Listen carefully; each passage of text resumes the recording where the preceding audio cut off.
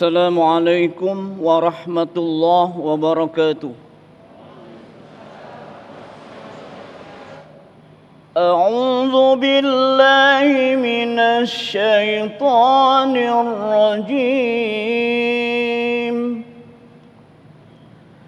بسم الله الرحمن الرحيم.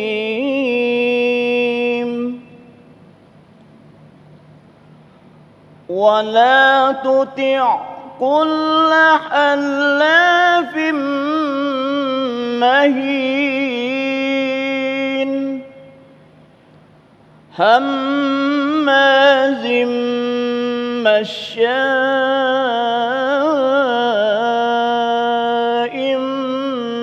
بنميم مناع للخير معتد أثيم عتل بعد ذلك زنيم أن كان ذا مال وبنين صدق الله العظيم.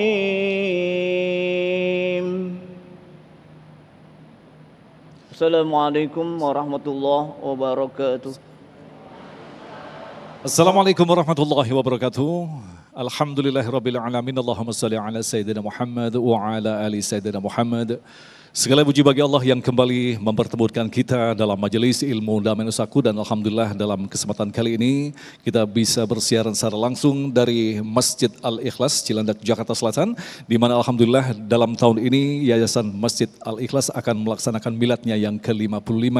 Tentu saja kita berdoa bersama akan memberikan manfaat bagi negeri yang kita cintai ini. Dan pemirsa yang dirahmati Allah, dalam kesempatan kali ini kita akan mengangkat sebuah tema yang sangat menarik sekali, yaitu menikmati keuntungan di atas kegaduhan. Inilah tema yang akan dibawakan oleh guru-guru yang telah hadir bersama kita, Ustadz Syauqi MZ dan Ustadz Zaki Mirza. Seperti biasa juga pemirsa, bagi Anda yang ingin mengajukan pertanyaan, Anda bisa mengirimkan melalui Instagram di @damai_tv1. Inilah Damai Indonesiaku yang dipersembahkan oleh Sarung Wadimor, tentu sarung kita. Selamat mengikuti.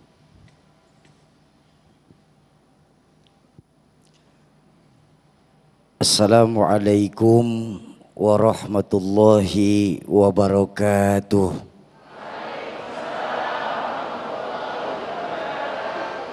Bismillahi walhamdulillah.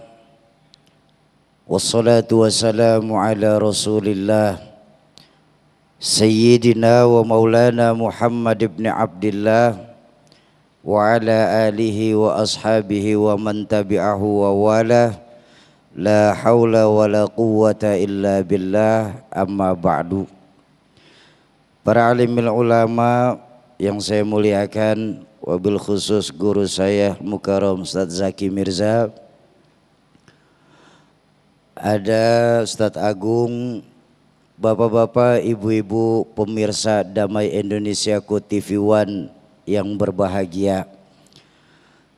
Sekarang ini banyak orang bisa memberi contoh, tapi sedikit orang yang mampu menjadi contoh. Sekarang ini banyak orang yang menari di atas penderitaan orang lain dengan dalih perut.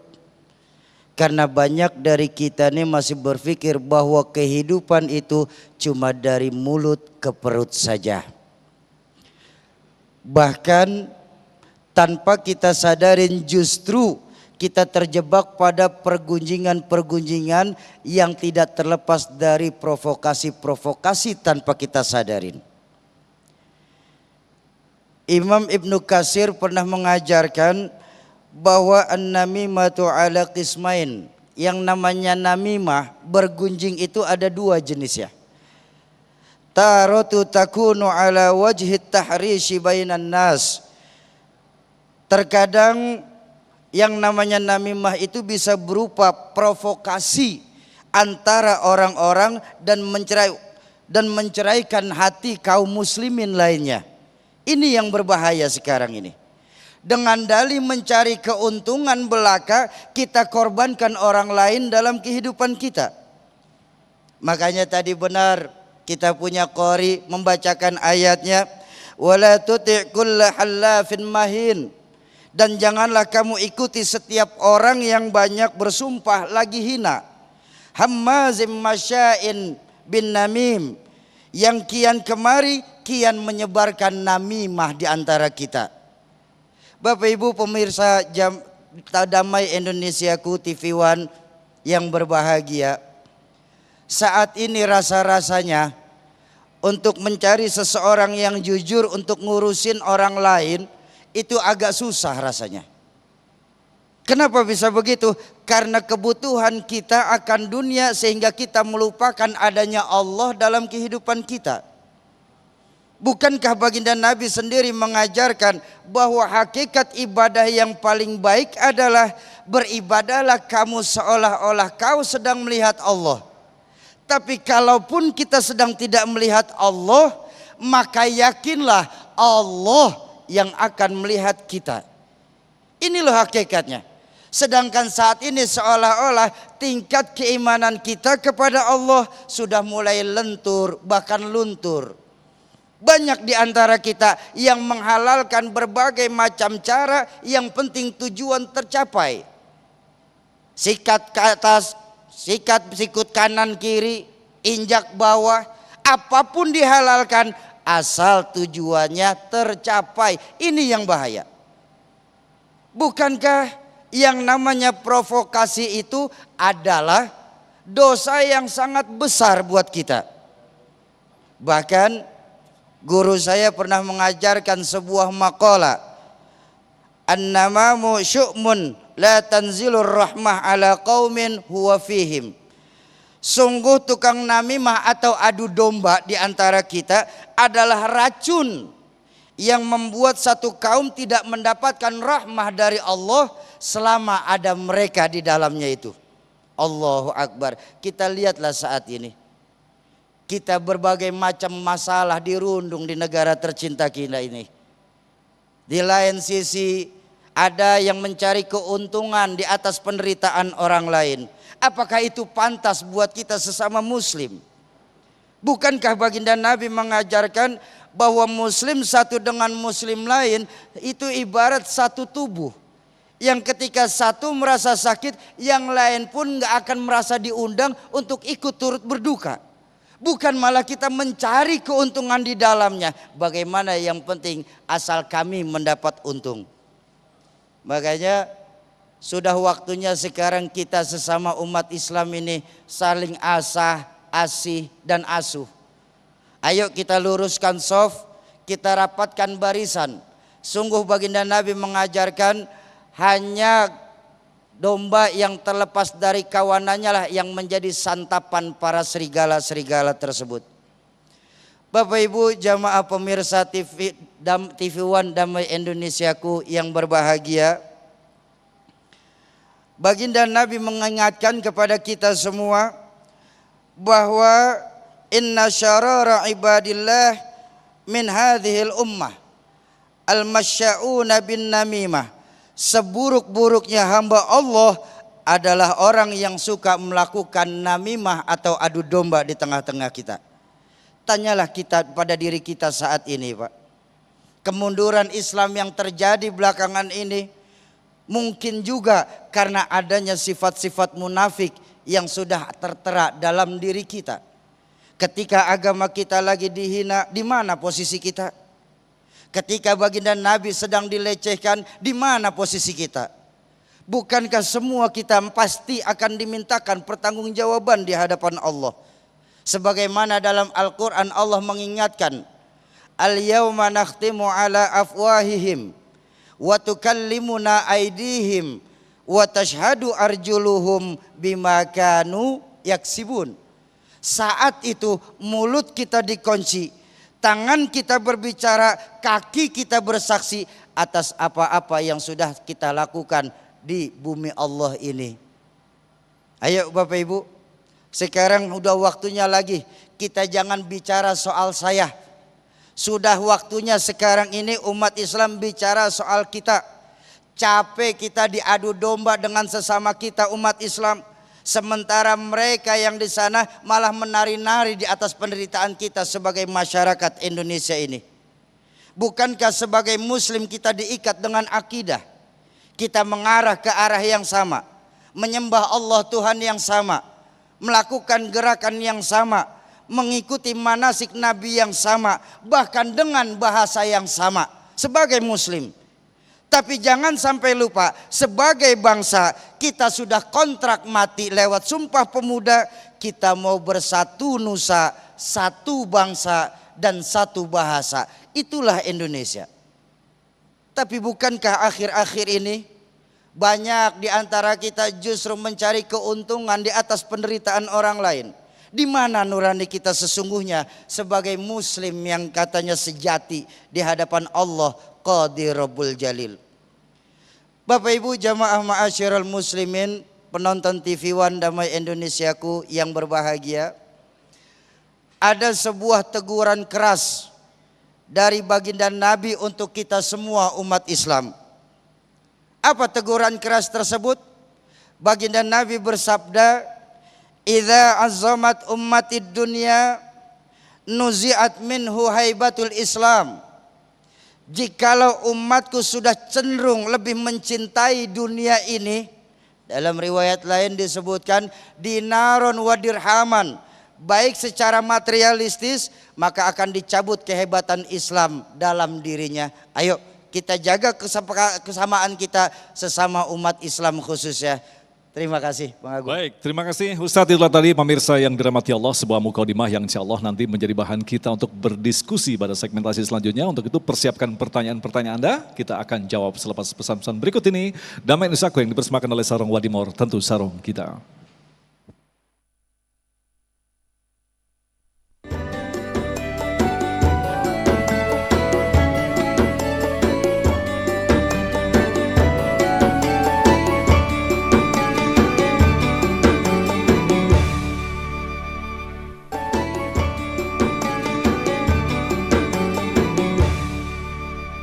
Terima kasih pemirsa, masih bersama kami dan Nusaku yang mengangkat tema tentang mengambil keuntungan di atas kegaduhan. Alhamdulillah dari Ustadz Syauqi telah memberikan paparan kepada kita betapa balasan bagi orang yang suka mengadu domba sangat berat sekali. Memang benar, kita kadang-kadang setelah selesai menjadi manusia, kita memanajemen diri kita sendiri, ternyata masih ada bisikan makhluk yang lain yang disebut dengan setan. Dan mereka pun bahagia ketika manusia luluk lantak dengan kegaduhan. Nah ini insya Allah pertanyaan-pertanyaan ini akan semakin memberikan pemahaman kepada kita agar kita berhati-hati di mana saat ini kita hidup di tengah-tengah fitnah yang sangat berat.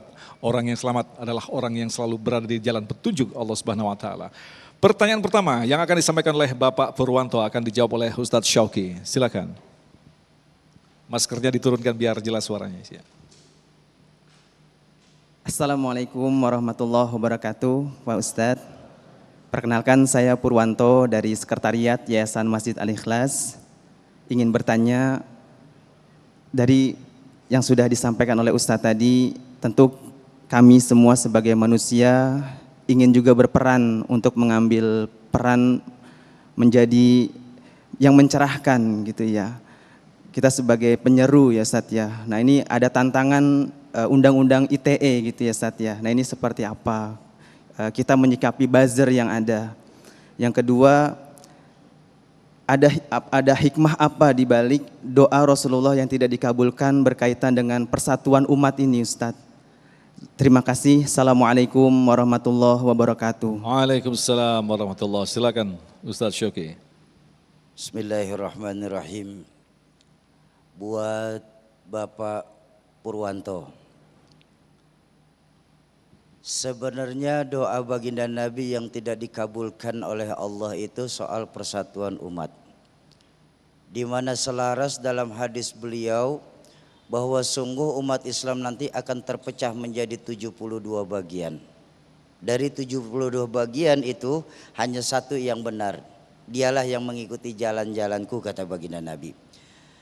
Tapi sungguh dalam riwayat lain baginda Nabi menegaskan bahwa perbedaan di antara umatku itu adalah rahmah.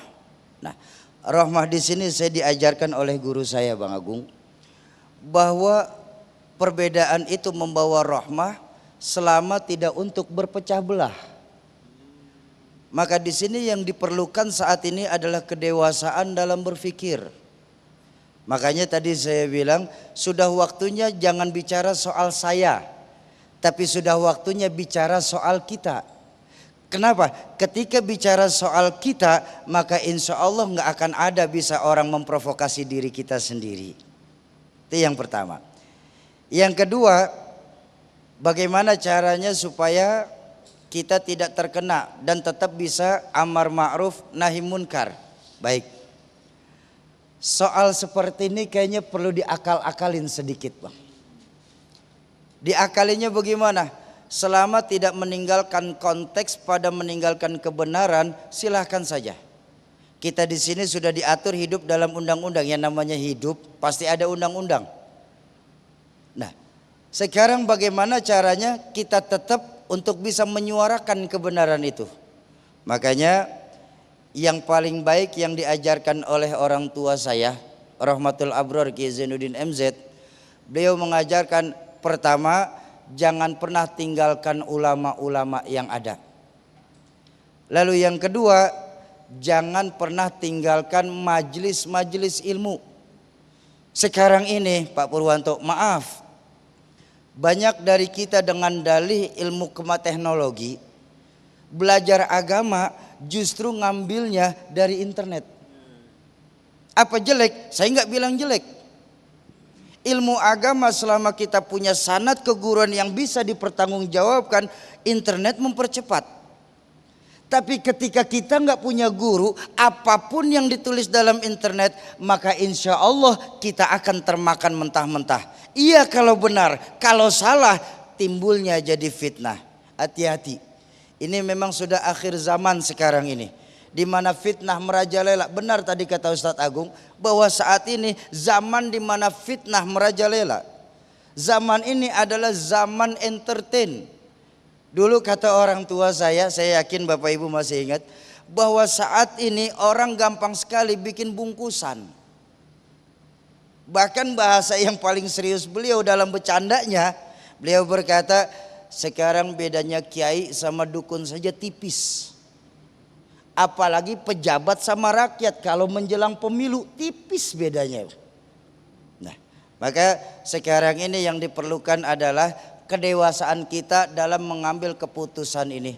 Setiap kita dapat input-input yang kurang mengenakan, alangkah baiknya kita tanyakan dulu kepada guru-guru kita. Begitu Pak Purwanto. Nah Ustadz Sauki, kalau kita perhatikan, kita kaitkan dengan tema kita mengambil keuntungan di atas kegaduhan. Ini semua negara, ya kan, permasalahan ini juga dialami oleh semua negara di seluruh dunia ini.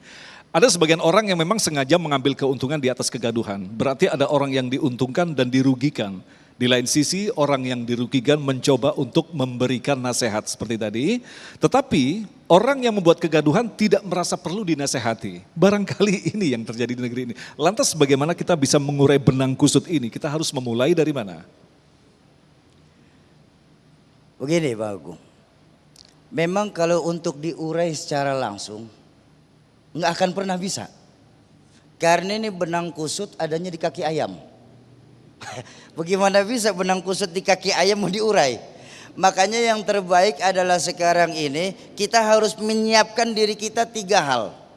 Apa? Kuping kebo, muka tembok, kulit badak.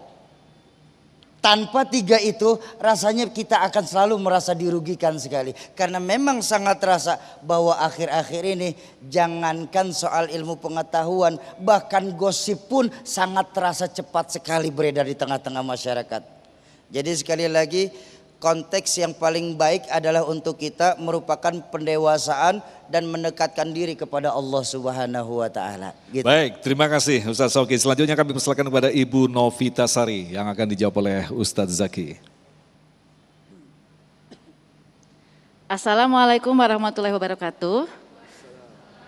Perkenalkan, saya Novi, guru SMP Islam Al-Ikhlas. Izin bertanya Pak Ustadz. Tadi yang disampaikan oleh Pak Ustadz Sauki MZ bahwa kita harus membela agama kita ketika dilecehkan atau diadu domba. Nah, pertanyaan saya, sebenarnya apa sih bentuk pembelaan kita sesuai dengan syariat Islam? Karena nanti akan dipertanggungjawabkan di akhirat. Itu, terima kasih. Baik. Wassalamualaikum warahmatullahi wabarakatuh. Pertanyaan luar biasa, bentuk membelanya seperti apa? Ustaz Zaki. Baik, bismillahirrahmanirrahim. Terima kasih untuk pertanyaannya. Beragama artinya ada 3 pokok yang menjadi landasan dalam kita hidup. Apalagi sebagai seorang muslim. Yang pertama adalah akidah, keyakinan. Asyhadu alla ilaha illallah wa asyhadu anna muhammadar rasulullah. Itulah kenapa dalam surah Al-Fatihah di salah satu ayatnya kita baca iyyaka na'budu wa iyyaka nasta'in. Yang disembah cuma satu, tempat minta pertolongan cuma satu. Yang kedua ada yang namanya syariah, ibadah. Tapi yang sering kita lupa yang ketiga, ada yang namanya akhlakul karimah. Agama harus dibela, tapi tetap harus mengedepankan akhlak, etika, dan adab. Makanya banyak orang bijak yang mengatakan laisal jamal bi athwabin tuzayyinuna. Jadi kerennya kita, bagusnya kita itu bukan pada pakaian yang menghiasi. Walakinnal jamal jamalul ilmi wal adab. Tetapi yang namanya keren itu ada 2 hal. Pertama ilmu, yang kedua adab. Ini kadang kita ngebela agama nggak pakai ilmu, nggak pakai adab. Betul nggak? Ada orang yang beradab kagak berilmu. Ada orang yang berilmu kagak beradab. Nah, kalau kata ayahanda beliau, saya kutip lagi nih guru. Pilih mana ibu, orang pinter kagak bener, apa bener kagak pinter. Nah lu keder lo bu. Nah kan masih mending orang bener kagak pinter, masih jujur. Kalaupun dia ngebela agama dengan akhlak, dengan tata krama, dengan etika. Jadi kalau ngomongin masalah buzzer, ini orang-orang yang pinter loh. Dahsyat, pinter. Bagaimana nggak pinter, toh mereka juga menguasai teknologi. Cuman tadi, kalau urusan bener itu urusan akidah, syariah, akhlak. Saya yakin buzzer-buzzer sholat juga kok. Syahadat baru lahir aja udah diazanin, kan begitu. Sholat ya sholat, tapi kan banyak nggak orang yang sholatnya rajin, tapi ngomongin orang juga rajin? Banyak ya? Banyak nggak orang yang sholatnya rajin, tapi nyebarin hoax juga rajin? Banyak. Ustadz, kalau nyebarin hoax itu masuk sorga nggak kira-kira? Masuk sorga, cuman sorganya juga hoax. Gitu ya. Sorganya abal-abal. Nah, jadi kalau mau ngebela agama tetap satu yang kita lihat adalah kedepankan akhlak. Itulah yang dilakukan oleh baginda Rasulullah Sallallahu Alaihi Wasallam. Menyebarkan agama Islam, mensiarkan dakwah dengan akhlak. Ketika Fathu Makkah, bagaimana Rasulullah datang dengan 10.000 pasukan dari kota Madinah. Pasukan militer yang besar. Kalau saat itu Rasulullah mau membumi hanguskan kota Makkah, selesai. Tapi kan Rasulullah lebih memilih damai dengan akhlak. Bahkan Abu Sofyan, orang yang sangat benci. Kalau kata anak sekarang, minal nyinyirin wal julitin wal kepoin. Itu kerjaannya Abu Sofyan dulu dengan Nabi Muhammad. Selalu nyinyir, memaki, menghina. Tapi ketika datang Rasulullah, apa kata Rasulullah? Wahai warga kota Mekah, kalian yang berlindung di 2 tempat. Masuk ke rumah Abu Sofyan atau masuk ke Masjidil Haram, maka kalian akan menjadi orang yang aman. Dilindungi, dijaga wibawanya Abu Sofyan. Itu baru membela agama dengan akhlak. Ini jangan ngaku bela agama, tadi seolah-olah tidak beragama. Agama ini kan bahasa Sangsakerta. Tidak, gama, rusak.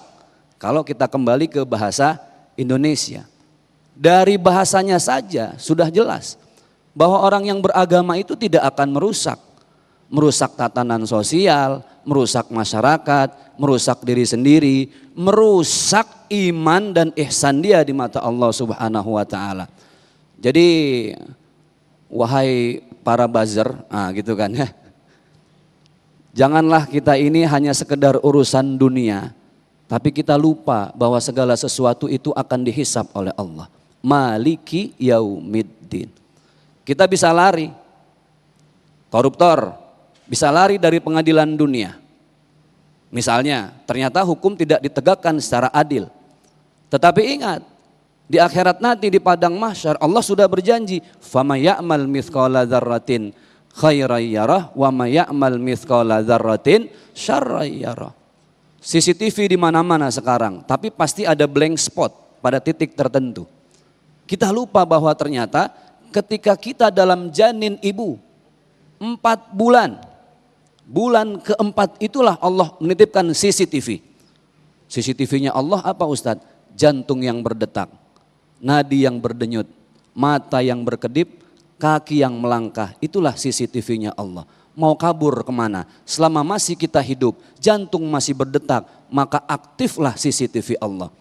Buzzer bisa lari dari hukum dunia, tapi Allah sudah menunggu di akhirat. Gitu Bang. Waduh, ngeri banget.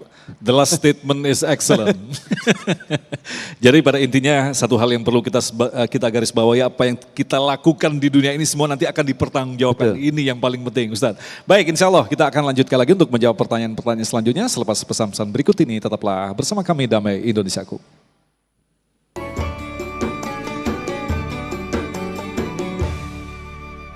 Terima kasih pemirsa, Anda masih bersama kami Damai Indonesiaku. Dalam segmentasi berikut ini Ustadz Zaki akan menjelaskan kita bagaimanakah ancaman bagi orang yang suka mengadu domba. Silakan Ustadz.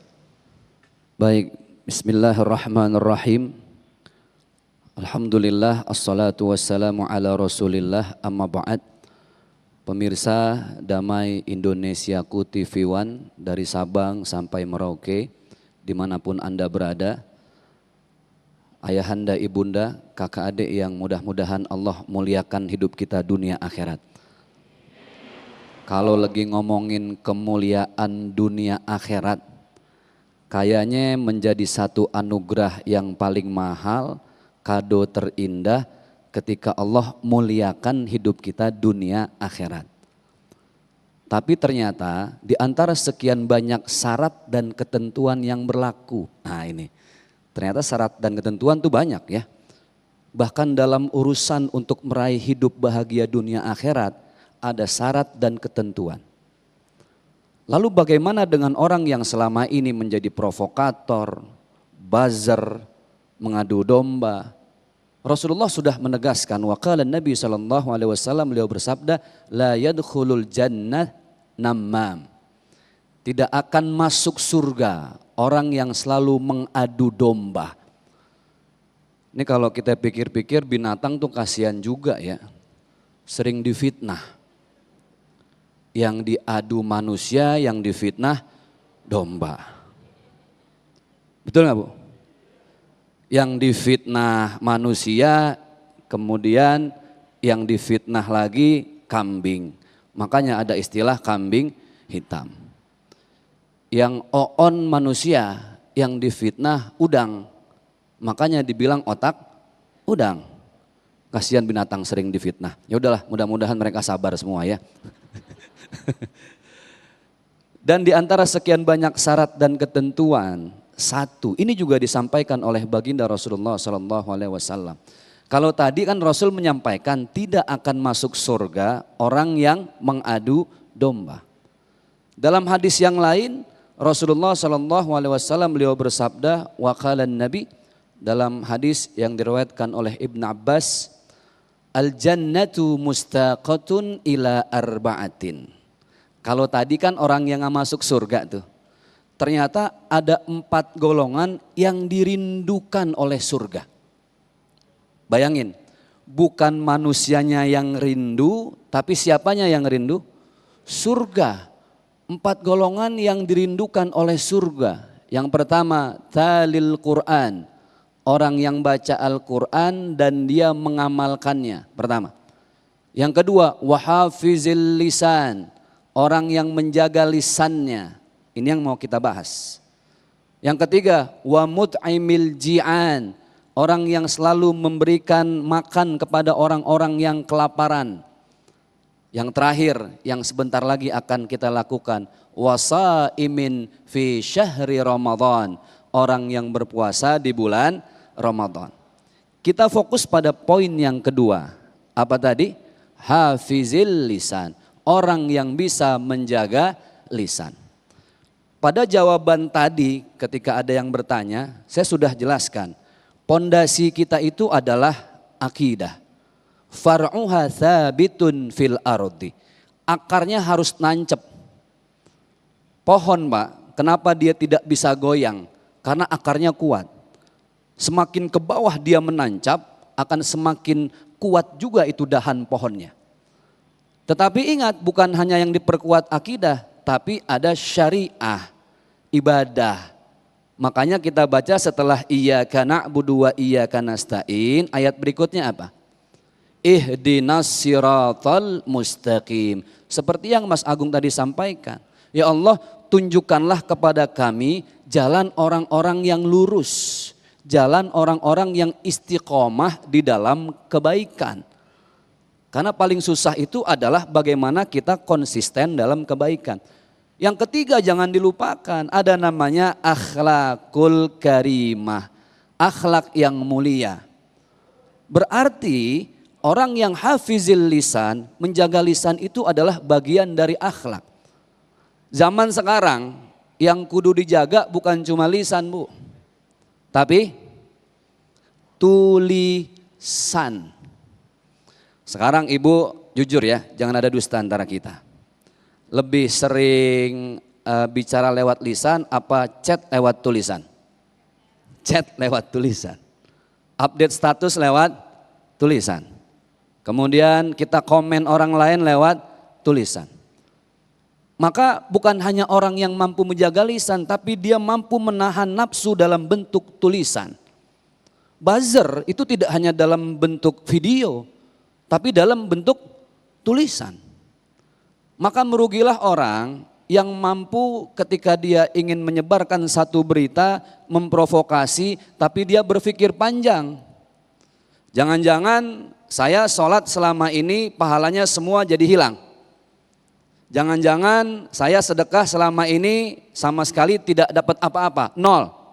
Umroh tiap bulan, haji tiap tahun, peduli tetangga tiap hari Jumat, Jumat berkah.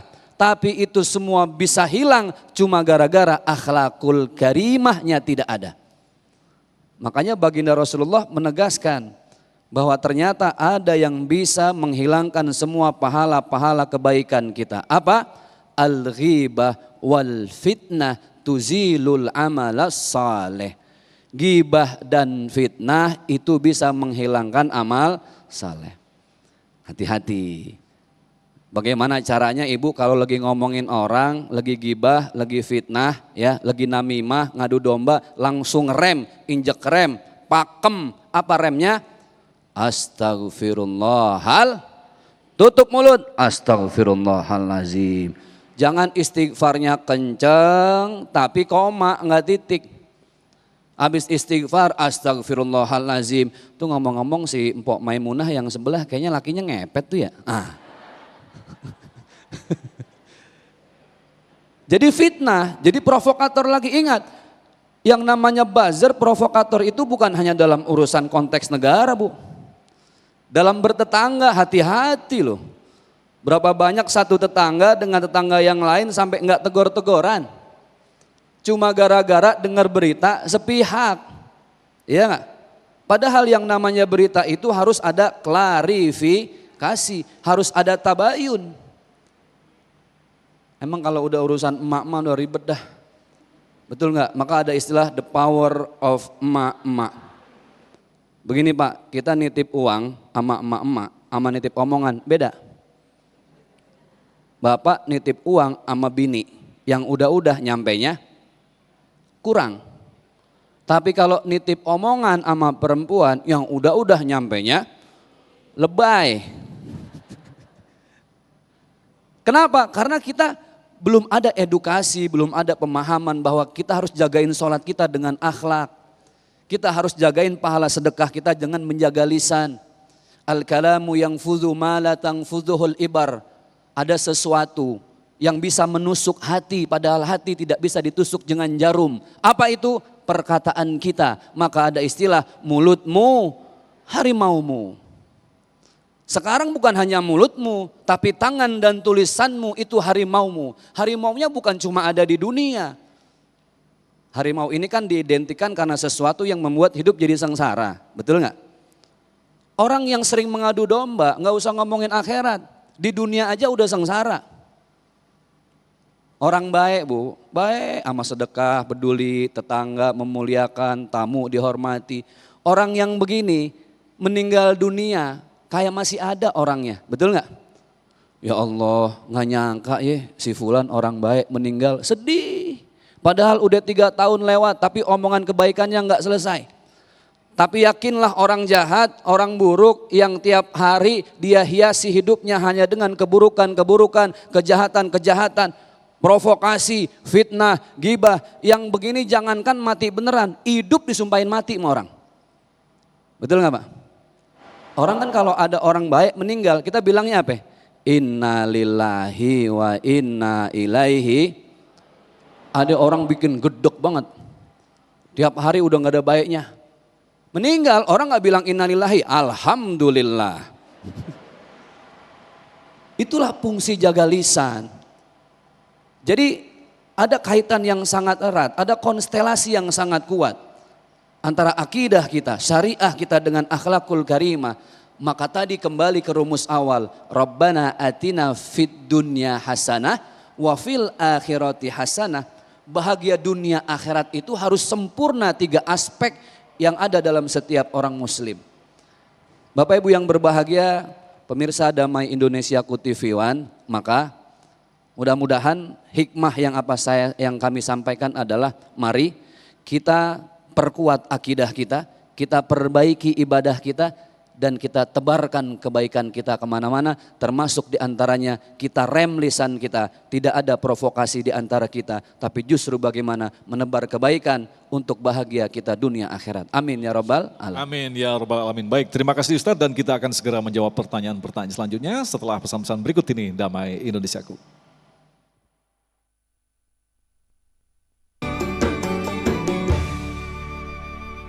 Pemirsa masih bersama kami dan Mesaku, dan kita tiba di segmentasi tanya jawab, dan tadi Ustadz Shoki juga titip pamit begitu ya, karena ada satu hal yang beliau harus betul. Begitu, ada jadwal beliau.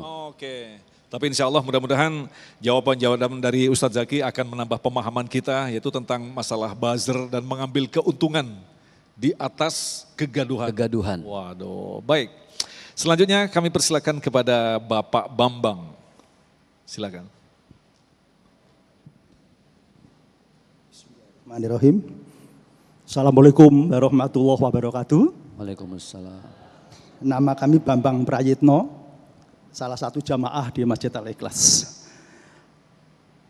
Dengan uraian yang kedua dari Ustadz Zaki, beberapa hal pertanyaan kami terjawab sebetulnya. Tapi masih ada satu yang ingin kami. Gitu, Pak. Belum nanya udah kejawab ya. Jadi jawabannya sudah dikemukakan.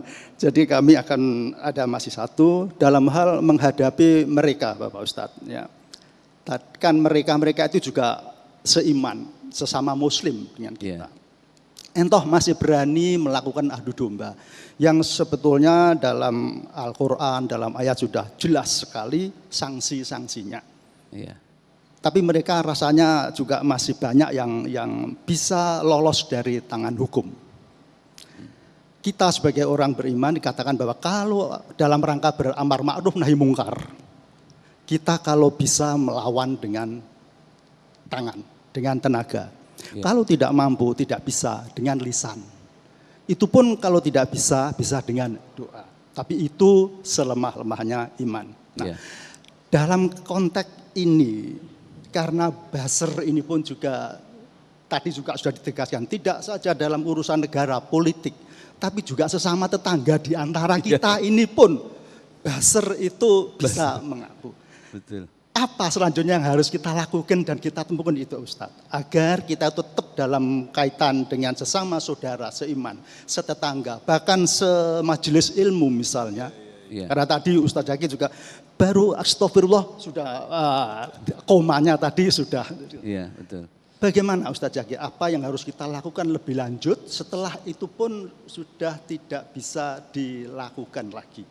Baik. Mudah-mudahan kita bisa mendapat pencerahan yang lebih real. Terima kasih. Assalamualaikum warahmatullahi Assalamualaikum wabarakatuh. warahmatullahi wabarakatuh. Pertanyaan bagus banget nih. Jadi buzzer itu ada levelnya ya, level RT, RW, kecamatan begitu ya. Bahkan majelis tadi. Ketahuan kalau buzzer tingkat RT biasanya emak-emak itu udah. Baik, bismillah. Jadi gini Pak, belajar agama itu tidak hanya pada bagian kulitnya saja. Karena kita tidak akan pernah merasakan manisnya buah mangga kalau yang kita makan kulitnya. Buang kulitnya, belah buahnya, nikmati manisnya. Beragama itu sangat manis ketika kita bisa merasakan bahwa betapa kita ini bukan siapa-siapa, lemah. Makanya banyak ulama yang berdoa, Allahumma antal qawi wa nahnu du'afa. Ya Allah, hanya Engkau zat yang maha kuat. Kami para du'afa, hambamu yang serba lemah. Antal ghani, Engkau maha kaya. Wa nahnu fuqara, kami hamba yang serba fakir. Rasa inilah yang harusnya ada di setiap buah ketika kita belajar agama. Sayangnya, kalau orang beragamanya hanya pada tatanan akidah, muncullah Islam KTP. KTP-nya Islam. Ada lagi yang level lebih tinggi, lebih mendingan sedikit. KTP-nya Islam, tapi sholatnya juga alhamdulillah seminggu sekali. Jumat doang itu juga Pak. Ada yang sholatnya rajin, tapi tadi Masya Allah dia tidak memahami bahwa ternyata Rasulullah itu diutus ke muka bumi ini kan tidak lain untuk menyempurnakan akhlak manusia. Kita ini ingin disempurnakan akhlak kita. Dari sekian banyak akhlak, akhlak mata, akhlak telinga, akhlak kedua tangan, kedua kaki. Yang paling sangat diwanti-wanti oleh Rasulullah itu adalah hifzul lisan, akhlak lisan kita. Ibu sadar nggak kenapa air liur kita dibikin tawar? Pernah kepikiran nggak? Ah boro-boro Ustadz mikirin beras aja udah puyeng. Kenapa air mata dibikin asin? Karena air mata asin berfungsi untuk mengeluarkan kotoran yang ada di mata saat kita tertidur. Itulah cara Allah merawat kita. Pertanyaannya kenapa mulut dibikin tawar? Mulut tawar ketika cabai masuk terasa pedasnya. Gula masuk terasa manisnya. Jamu masuk terasa pahitnya. Mulut tawar. Maka yang masuk bisa berupa apapun. Yang keluar pun bisa berupa apapun. Ada yang pahit, ada yang pedas, ada yang manis. Sekarang ibu baru pulang habis pengajian, dipanggil sama suami, Ayang Mbeb, I love you forever and ever. Itu yang keluar kata-kata manis apa pahit? Manis. Tapi ketika memberikan nasihat dari mulut kita yang tawar ini, maka itu sesuatu yang sebetulnya kulil haqqa walau kana murran, pahit tapi harus disampaikan. Maka Allah mengajarkan caranya, ada tahapan-tahapannya. Ud'u ila sabili rabbika. Kalau engkau ingin memanggil orang lain untuk kembali kepada jalan Allah, caranya bil hikmah wal mau'izatil hasanah. Dengan penuh hikmah, mau'izatil hasanah, dengan cinta dan kasih sayang Bapak. Jadi kalau kita ketemu sama yang buzzer, kemudian kita 11-12 dengan dia, apa bedanya kita? Mari kita tunjukkan bahwa kita ini orang berakhlak. Makanya Rasulullah itu mengatakan orang yang paling mulia di mata Allah yang pertama silman koto'aka. Orang yang mampu menyambung silaturahim yang terputus. Yang kedua wa'timan haramak. Berikanlah sesuatu kepada orang yang selama ini pelit kepadamu. Ibu baik sama tetangga yang baik biasa. Mau luar biasa gampang. Ibu baik sama orang pelit. Ah pulang dari sini beli martabak 3 dus. Cari tetangga yang paling pelit, bawa ke rumahnya, surga jaminannya. Kemudian yang ketiga apa? Rasulullah janjikan, wa'fu amman zolamak, maafkanlah orang yang menzolimimu. Maksud saya secara konkret dalam kita berinteraksi di dunia internet, dunia sosial media. Buzzer mau memberikan hoax apapun, yang kita kedepankan adalah akhlak. Dan jadikan tulisan-tulisan kita sebagai metode dakwah, mengedukasi masyarakat. Orang boleh menyebarkan hoax apapun, tetapi prinsipnya satu, akhlak mulia harus dikedepankan. Karena Masya Allah, 90% lebih survei membuktikan oleh para ahli sejarah.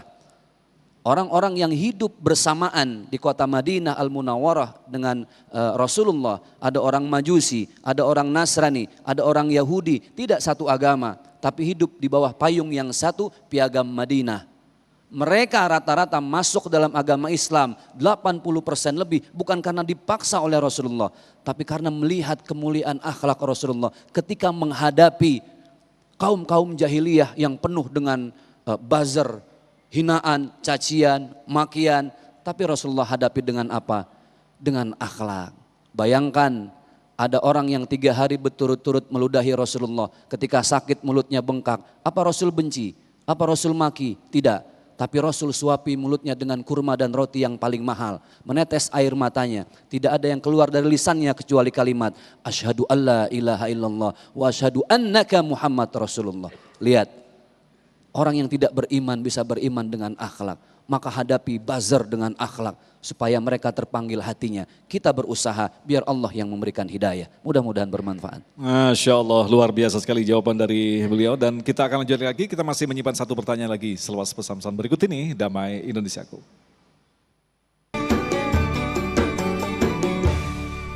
Baik, terima kasih pemirsa masih bersama kami Damai Indonesiaku. Kita akan lanjutkan lagi untuk menjawab pertanyaan selanjutnya akan disampaikan oleh Ibu Odi.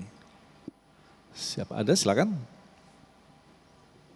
Bismillahirrahmanirrahim. Assalamualaikum warahmatullahi wabarakatuh. Waalaikumsalam warahmatullahi wabarakatuh. Mohon izin bertanya Pak Kiai. Yang saya ingin tanyakan bagaimana pendapat Pak Kiai apabila ada keputusan seorang pemimpin yang bersifat kontroversi di tengah keadaan yang sulit.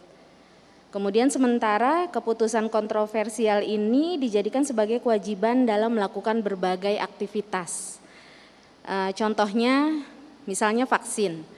Ada beberapa yang tidak menyetujui tentang pemberian vaksin. Dan kabarnya ada beberapa pihak juga yang mengambil keuntungan dari pemberian vaksin ini. Jadi mau menanyakan bagaimana kira-kira pendapat Kiai mengenai hal ini. Terima kasih. Wassalamualaikum warahmatullahi wabarakatuh. Assalamualaikum warahmatullahi wabarakatuh. Langsung, Ma.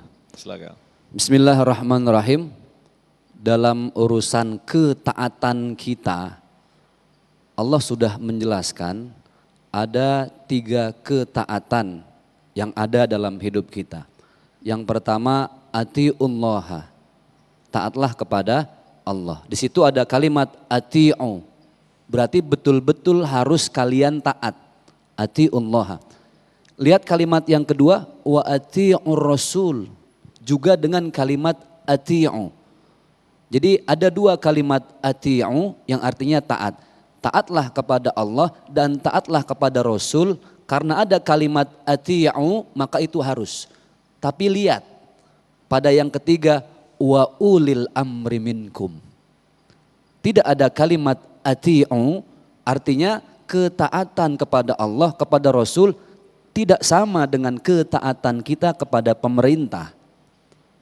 Karena ketaatan pada pemerintah itu regulasi, peraturan, yang ketika memang itu memberikan manfaat sesuai dengan track agama, maka sebagai seorang mukmin kita harus taat itu. Karena 3 ketaatan tadi bagian dari kesempurnaan kita sebagai seorang mukmin. Tetapi ketika ada hal-hal yang kita pandang ini tidak sesuai dengan ajaran agama, maka tidak harus kita mentaati perintah itu. Nah, urusan vaksin kita harus melihat bahwa ada nilai kemaslahatan di situ. Ini terlepas dari pro dan kontra, Ibu ya. Kita tidak bahas itu. Contoh, ada orang naik motor, nggak pakai helm. Pas di lampu merah ditilang sama polisi. SIM ada Pak, aman. KTP ada Pak, ada. STNK ada. Kenapa kamu nggak pakai helm? Ya saya nggak tahu, ada Bapak. Kalau saya tahu saya pakai helm, berarti taatnya itu hanya karena aturan pemerintah. Padahal sebenarnya pakai helm itu kepentingannya untuk siapa, saya tanya? Untuk diri sendiri.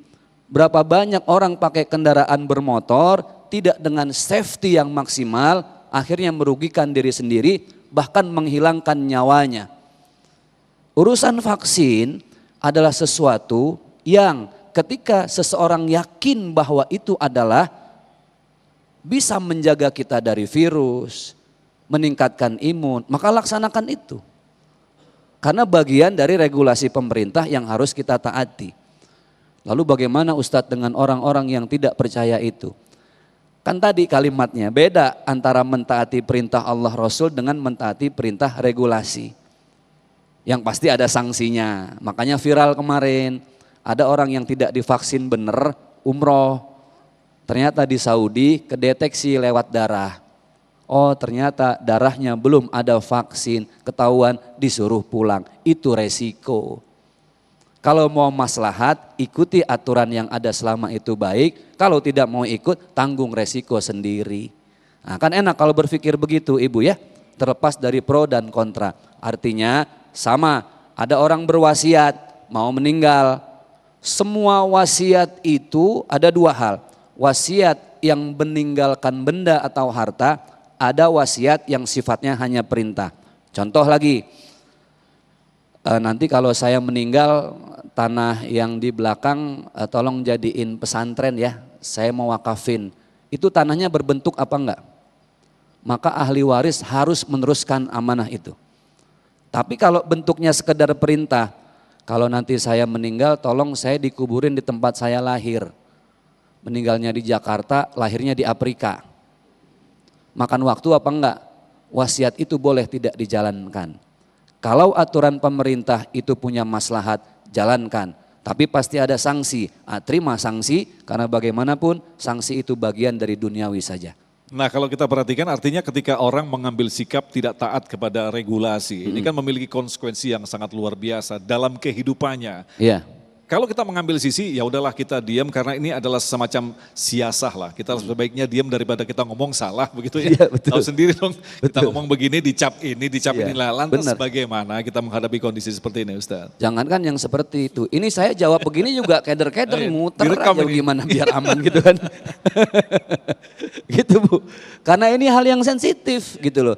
Tapi tadi saya ngobrol Mas Agung, kebenaran ya tadi watawasobil haq watawasobis sabar. Damai Indonesiaku ini hadir di tengah dilematik Indonesia, konflik yang ada, buzzer yang semakin berkembang di mana-mana. Kita ingin menyampaikan watawasobil haq, kebenaran. Kalau sudah kebenaran tentu baliknya kepada Al-Quran dan hadis, juga rujukan ke beberapa ulama. Jadi tidak ada kepentingan kita urusan politik apapun warnanya. Tapi yang pasti selama regulasi pemerintah itu ada manfaatnya silahkan. Ibu tidak mau pasti ada sanksi dan resiko. Itu aja, hidup ini kan pilihan gitu ya. Jadi bagaimana kita memilih tergantung kedewasaan kita. Dan yang kedua tergantung cara berpikir kita. Tapi framingnya adalah tetap kedepankan husnuzon, baik sangka. Kita lihat tetangga udah gedek banget sama tetangga. Itu tetangga Pak, jangan kata dia berbuat benar-benar salah. Benernya aja pasti kita cari kesalahan. Benar gak kira-kira?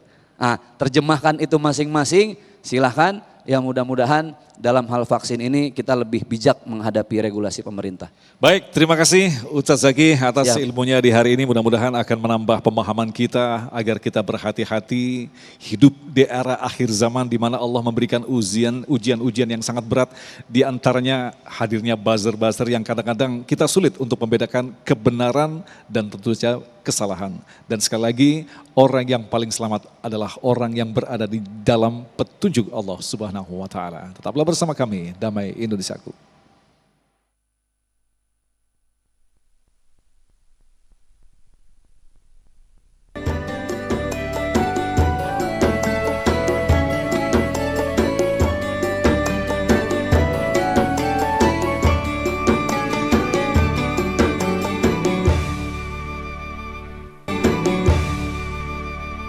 pemirsa Damai Nusaku untuk hari ini, dan jangan lewatkan besok pada tanggal Senin 28 Februari pukul 20 waktu Indonesia Barat, Damai Nusaku akan hadir secara live yaitu dalam rangka memperingati Isra Mi'raj dengan menghadirkan guru kita Habib Ahmad Al-Kaf, Kiai Haji Khalil Nafis dan Mamah Dede dengan tema hikmah di balik peristiwa Isra Mi'raj. Agung Izul Haq dan kerabat kerja Damai Indonesiaku serta pendukung acara ini Sarung Wadimor, tentu Sarung kita mengucapkan terima kasih atas perhatian Anda. Assalamualaikum warahmatullahi wabarakatuh. Astaghfirullahalazim wa atubu ilaihi min jami'il ma'asi wal dhunub. Ya Rabbana lakal hamdu mil'us samawati wa mil'ul ardi wa mil'u ma syi'ta min syai'in ba'd. Rabbana ma khalaqta hadha batila subhanaka fakina azaban nar. Allahumma antal qawi wa nahnu du'afa, antal ghani wa nahnu al-fuqara. Rabbana la tu'akhidna in nasina aw akhta'na. Rabbana wa la tahmil alaina isran kama hamaltahu ala alladhina min qablina. Rabbana wa la tuhammilna ma la taqata lana bih wa'fu anna waghfir lana warhamna anta maulana fansurna 'alal qaumil kafirin. Rabbana atina fid dunya hasanah wa fil akhirati hasanah wa qina adzabannar. Walhamdulillahi rabbil alamin.